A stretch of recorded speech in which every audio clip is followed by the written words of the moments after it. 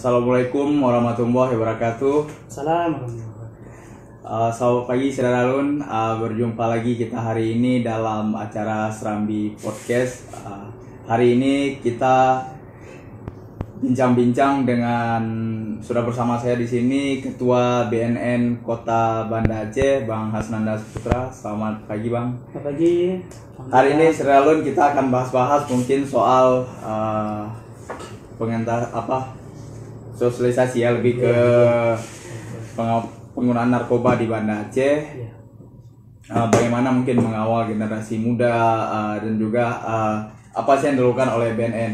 Untuk diketahui, beberapa waktu lalu Ketua BNN Provinsi mengatakan Aceh ini sudah zona merah dalam penggunaan narkoba, dan faktanya saat ini dari segi pemberitaan kita melihat mereka yang menggunakan narkoba ini sudah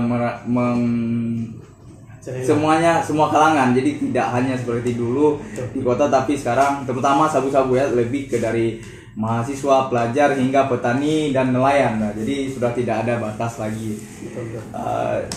Jadi di Banda Aceh sendiri termasuk kita mungkin saya tidak berbicara data, tapi fakta seperti kita juga mengupdate dari pemberitaan, dari yang penangkapan di polisi juga cukup lumayan banyak untuk di wilayah Banda Aceh ini.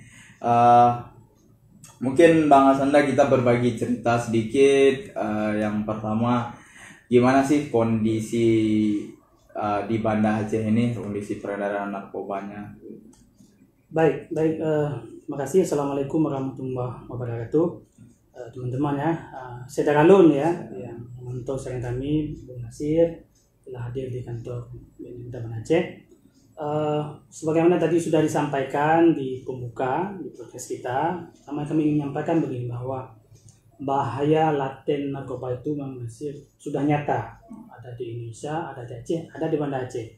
Ya, mungkin hanya saja kadang-kadang kita tersibuk dengan aktivitas ya, di warung kopi yang begitu ramai, atau media tidak semua mengabari. Mungkin paling kalau kita ada di media-media cetak yang dikabari kan hukuman mati sebenarnya. Tapi bagaimana orang-orang yang terus berada di dunia itu kan tidak semua bisa terkabarkan.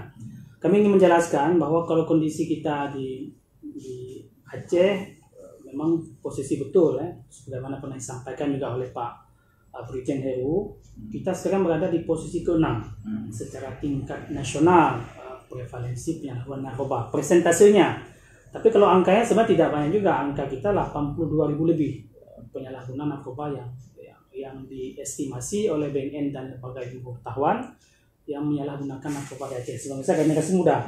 Kalau berbanding dengan Sumatera Utara, tertinggal kita. Sumatera Utara sudah tembus 1 juta dia penggunanya. Sumatera Utara itu termasuk daerah ranking pertama penyalahgunaan narkoba di Indonesia. Tapi yang dilakukan persentase jumlah penduduk kita adalah persentase. Itu yang kondisi kita. Jadi yang peringkat tadi itu berdasarkan persentase. Jadi persentase prevalensinya. Jadi itu yang 82.000 lebih itu cukup mengganggu kita, Mas ya. Karena kita daerah syariat ya, dan generasi muda itu terancam sekali. Itu. Makanya memang bagi kita BNN itu, karena BNN ini kan dia menangani narkoba itu dari hulu ke hilir. Penanganan itu tidak hanya pemberantasan, karena kalau hanya pemberantasan yang kita andalkan, artinya hanya diputus mata rantai supply-nya. Ini kan hukum pasar, supply-nya. Sementara demand permintaan masih tinggi, sama saja. Jadi hari ini mungkin ditemukan, besok orang akan mencoba lagi. Jadi akan dicari celahnya seperti betul. Tadi kata Ketua BNN, cara masuk ke Aceh itu semua jalur, darat, laut, udah betul. Jadi memang kita ini harus terus mencegah, memberdayakan, karena itu kan untuk memutus demand. Hukum pasar itu makin banyak orang minta, barang dia pasti akan masuk. Nah, itu mungkin kondisi kita. Dan yang memang juga pembuka kita barangkali diskusi kita saya ingin sampaikan, yang anehnya kita di Aceh sekarang ini, sabu yang beredar di Aceh itu sudah oplosan, super oplosan. Jadi karena memang sabu itu dia harga sabu 1 gram di Tiongkok itu hanya kisaran 20 juta per gram tuh. Kemudian kalau di Iran itu 50 juta sampai ke tempat Oh maksud saya 20.000 ini gram, lupa bahasa. Di Tiongkok 20.000, kemudian di Iran 50.000, sampai kita bisa bernilai 1,5 juta. Itu 1 gram. Kalau sudah sekilo itu sudah 1,2 miliar, 1,5 miliar. Jadi bayangkan orang-orang Tiongkok itu, orang-orang Iran dan sebagainya, dan jalur-jalur itu terus akan menyuplai ke kita. Kenapa disuplai? Karena permintaan ini. Permintaan ya. Jadi makanya cara itu kan terus bermacam-macam ya. Betul. Istilahnya ya ada saja nih ya, diketahui satu modus ya mereka mencari modus yang lain. Sampai yang paling terakhir itu mungkin bukan peredaran masuk ke negara sih, ke lepas. Yang masuk ke dalam tahu itu termasuk paling unik ya. Gitu. Paling unik ya. Dan mohon maaf untuk kalau orang-orang Afrika mungkin sudah banyak ketahui, mereka sampai memasukkan itu, mohon maaf, sampai di posisi alat paling bawah subuhnya. Dia telan itu. Karena harganya tinggi sekali. Jadi kenapa tinggi? Karena kita minta banyak. Kalau orang kita tidak minta, maka harga itu akan jatuh. Sama seperti kenapa sesuatu barang itu bisa bernilai tinggi, karena permintaan banyak. Jadi maka tugas kita Bung Nasir di Banda Aceh dan dimanapun, dan itu memang memutus mata rantai permintaan itu dengan memperbanyak, menyadarkan warga akan pemberantasan. Tentu sudah banyak negara melakukannya.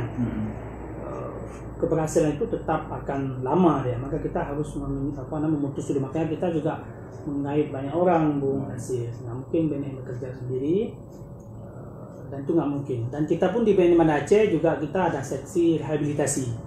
Saudara-saudara kita di Banda Aceh besar ini yang kita tangani itu banyak kali yang sudah mengalami gangguan jiwa. Itu kita tangani. Kita ada dokter menangani. Yang mungkin ini tidak kita ekspos selama ini karena jadi kita sembunyikan memang. Ya memang katanya banyak yang direhab ya di rumah sakit di sini, di rumah sakit jiwa Aceh. Benar. Ada satu rumah harapan Aceh yang dikelola oleh rumah sakit jiwa itu juga. Dan sebagian DGJ orang dengan gangguan jiwa mungkin bisa juga di sana, itu sebagian orang pemakai narkoba. Latar belakangnya. Latar belakangnya. Beli sekali memang. Terdekat kita punya lapas. Ada lapas kelas 2A Lambaru. Itu kapasitas Lambaru itu hanya 340 orang kapasitas dunia. Tapi di Huni itu sampai 600 lebih. Dan itu sudah over capacity. Sudah over capacity 600, 540 sekian itu semua kasus narkoba. Hampir 90% ya. Iya. Jadi bayangkan di situ Bung Nasir dan kawan-kawan Sedaralun, di lapas itu sebagian besar bercampur antara pengedar, pemakai. Makanya kenapa BNN itu cara penanganan itu memang agak berbeda. Kita orang yang memakai orang yang memakai sabu itu bagi kita lebih bagus direhabilitasi dulu, atau kalaupun dia dihukum bersamaan. Tapi kalau kita hanya pidanakan dia, kemudian kita lepas dia dalam lapas, itu tidak kan?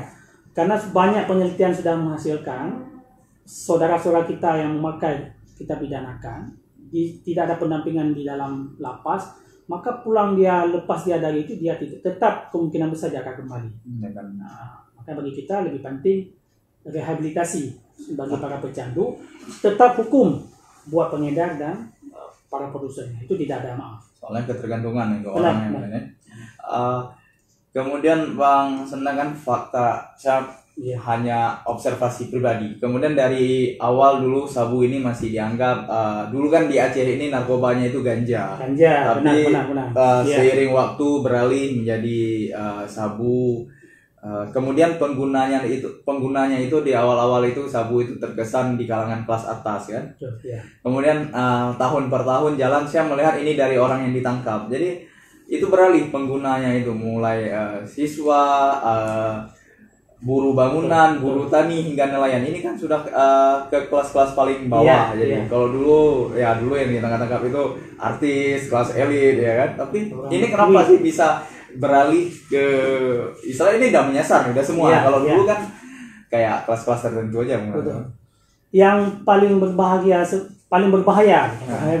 sebenarnya adalah coba-coba. Coba-coba itu kan memang kerjanya kurir itu, pengedar itu, dia pertama memang menggratiskan pemakai itu. Kalau sudah dia ketagihan, maka yang digratiskan sama itu akan tergantikan dan bayar mahal. Maka betul seperti yang Nasir katakan, dulu kan kita mendengar kasus orang pakai sabu-sabu dengan tinggi. Sekarang terbawa, keluarga miskin juga pakai. Keluarga yang PKH yang kita cek di Banda Aceh juga pakai. Padahal untuk hidup saja, untuk dia besok makan apa nggak tahu. Tapi untuk sabu dia ada. Artinya kenapa? Karena memang harus kita akui kesadaran kita untuk menjaga keluarga memang kurang harus kita akui. Makanya kenapa kami selalu mengkampanyekan bahwa peran ibu, peran orang tua itu jauh lebih baik daripada peran yang kita lakukan. Jadi untuk menyelamatkan generasi muda sesuai tema kita ini, itu tidak bisa di BNN atau di Polri, tetap harus di orang tua. Berapa kasus yang kita temukan, semua pemakai narkoba itu berasal dari keluarga yang disharmonis, yang tidak harmonis. Tidak ada satupun keluarga yang harmonis yang dengan narkoba, nggak ada. Pasti dia berasal dari keluarga yang tidak harmonis ya. Kemudian karena hal tersebut, karena apa namanya, kurir itu dia terus menyebarkan barang, karena barang yang berada itu dengan harga yang murah, dia sampai campur sabu itu sampai pada lampu itu juga dicampur dalam sabu oplosan yang beredar di Aceh dan serbunya. Jadi orang kita kan tidak tahu, maka kadang-kadang orang kita mendapatkan sabu itu 20.000 paket hemat pahit. Ya. Tidak ada paket sabu sebenarnya harga segitu, itu pasti oplosan. Cuma bagaimana kita menyampaikan itu kepada warga kan mungkin 1-2 percaya, tapi yang sudah ketagihan dia terus butuh zat tersebut, ya udah dia beli yang paling murah. Pada itu memang betul-betul bukan sabu. Itu sudah super oplosan. Buktinya kita sudah punya bukti dalam 2 tahun dia pakai sudah gila. Kita punya buktinya di Banda Aceh. Maksudnya kalau berarti apa sih beda? Misalkan sama-sama bahaya. Memang apa bahaya sabu asli sama oplosan? Menurut medis ya, yang namanya sabu asli tetap bahaya dia, bahaya. Tetapi yang paling berbahaya yang dioplos. Karena ini juga apa namanya, dia kan ada juga ahli kimianya. Efek yang diberikan. Betul. Karena kalau efek sebenarnya hampir sama. Semua efek narkoba itu apapun jenisnya, dia efek kita menyerap saraf. Jadi orang di kepala kita kan ada triliunan sel saraf yang bekerja sebenarnya. Dengan masuknya sabu ke dalam sel saraf kita kan dia menggantikan sel saraf, itulah yang kemudian mempercepat. Yang dioplos itu bahayanya karena kimia yang tidak sesuai itu mempercepat apa namanya kematian, mempercepat gila. Sementara sabu-sabu yang aslinya bahaya dia, tetapi kadang-kadang baru terlihat perubahan fisik yang mungkin beberapa tahun ke depan ya. Bahaya juga. Tidak ada istilah bahwa perbedaan bahayanya. Hanya saja yang oplosan itu jauh lebih berbahaya karena dicampur bukan oleh ahlinya, kemudian beredar di warga kita, adik-adik kita tercinta, harganya mohon maaf 25.000 yang pahit pan ini istilahnya 25.000. Gop di dom 1 juta. Jadi karena itu yang terjadi, maka ada keluarga di Banda Aceh itu di bawah 200 sudah gila. Sudah gila. Itu ada bukti. Cuma kita tidak ekspos nama-nama itu juga. Kita dalam proses pemulihan saudara-saudara kita. Jadi salah satu dampak yang diberikan kebanyakan gangguan jiwa, sakit jiwa. Dan sekarang memang survei yang kita punya, kita ada survei BNN, itu justru yang memang pemakai sabu itu tertinggi. Pemakai sabu tertinggi dan itu memang sudah masuk ke kelompok-kelompok produktif. Kan usia produktif itu ada 15 tahun sampai di bawah 65.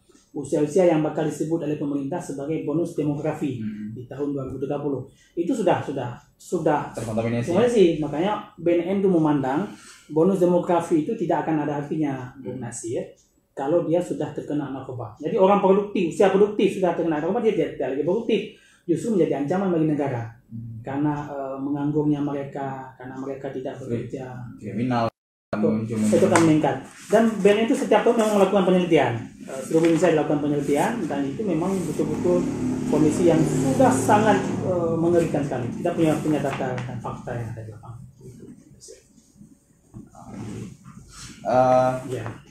Berarti jadi paling ini sangat nyambung ya sama juga info atau data yang mengatakan orang dengan sakit jiwa di Aceh ini tinggi. Tinggi sekali. Jadi itu ada kemungkinan mungkin ada korelasinya itu mungkin. Betul.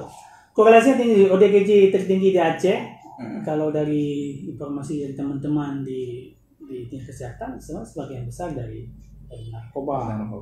Maka kita berani mengatakan karena narkoba yang beredar khususnya sabu yang memang banyak dipakai itu karena sabu oplosan. Masih cepat kali orang gila ODGJ. Makanya kita juga riskan juga kalau generasi kita gangguan jiwa itu susah disembuhkan. Konsep kita memang narkoba itu nggak bisa, kecenderungan nggak bisa disembuhkan. hanya bisa dipulihkan. Dan itu capek sekali. Prosesnya itu lah. Betul. Kita punya kasus di Banda Aceh, kadang-kadang saya nggak sabar juga. Saya punya tim dokter, punya tim medis, mereka penuh kesabaran dalam rangka mereka bagaimana mengawal pecandu ini itu keluar. Ada selesai kuliah sampai. Kadang saya nggak sabar. Udah 2 bulan kita dampingi, ternyata dia positif balik. Kan kita tes urin terus. Kadang-kadang saya nggak sabar. Tapi memang dunia medis kita di klinik ini sangat sabar betul. Sabar sampai alhamdulillah ada yang sudah sembuh, nggak sembuh, pulih total ya. Pulih total dan alhamdulillah bisa kembali ke kehidupan normal. Dan itu memang butuh waktu, Bung Nasir. Dan kita nggak mungkin bisa tangani semua. Disitulah tadi kata peran keluarga itu pentingnya mengawalan ketika dia sembuh, seperti apa sih keluarga istilahnya merangkulnya kembali. Makanya perlu itulah makan bersama selepas salat maghrib berjamaah, makan bersama itu menjadi penting agar sekeluarga bisa bertanya apa kabar anak. Tadi kamu kemana? Itu kan kadang-kadang sudah hilang budaya kita. Itu paling bagus.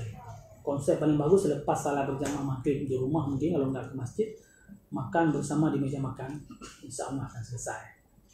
Bang, kita ngomong kan penggunaan narkoba ini udah menyasar semua kalangan. Kalau di Banda Aceh sendiri kita lihat pengguna itu paling banyak di kalangan apa? Ya, kalau di Banda Aceh ini pengguna paling terbanyak kalau menurut penelitian kita itu memang berada di usia produktif 35 sampai 44 tahun.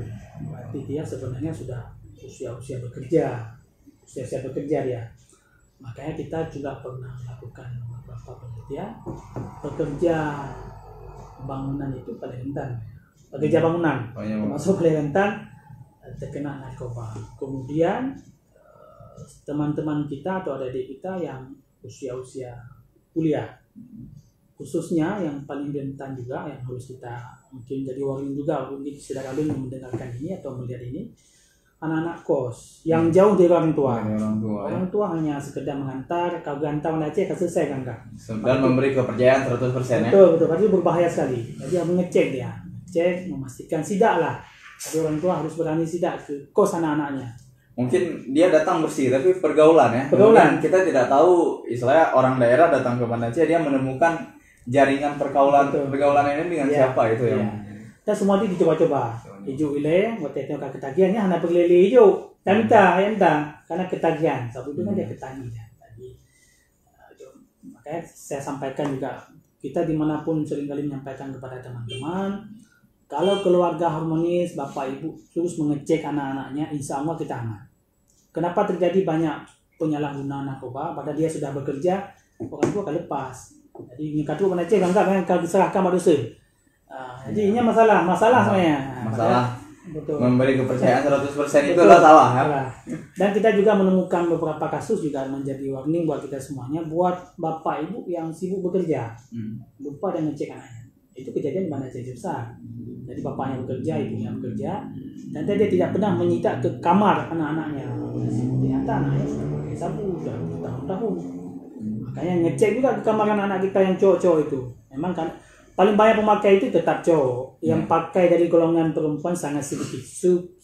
Paling banyak itu tetap usia produktif generasi muda kita yang jenis kelamin laki-laki dan usia produktif. Kalau kita lihat tadi usia produktifnya itu kayak berkaitan sama finansial yang udah benar.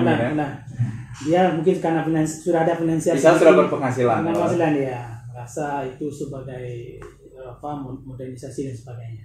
Dan yang menguntungkan kita sebenarnya alhamdulillah dengan penerapan syariat Islam dengan ketatnya yang dilakukan oleh pemerintah, kita kan hampir tidak ada misalnya karaoke yang tidak dikontrol. Ya, yang istilah room ya, menjualkan room malam tidak ada. Itu yang biasa terjadi di luar. Betul. Jadi itu sebenarnya mengurangi juga pemakaian ekstasi. Ekstasi itu kan berbeda dengan sabu dia. Ekstasi, orang pakai ekstasi itu dia pasti loncat-loncat. Makanya jarang ditemukan kasus ekstasi di Banda Aceh dan Aceh ini alhamdulillah karena kita tidak memiliki klub malam yang memiliki tempat-tempat diskotik. Tapi kalau ada juga orang pakai ekstasi, aneh juga dia. Ya, dia harus loncat-loncat dia.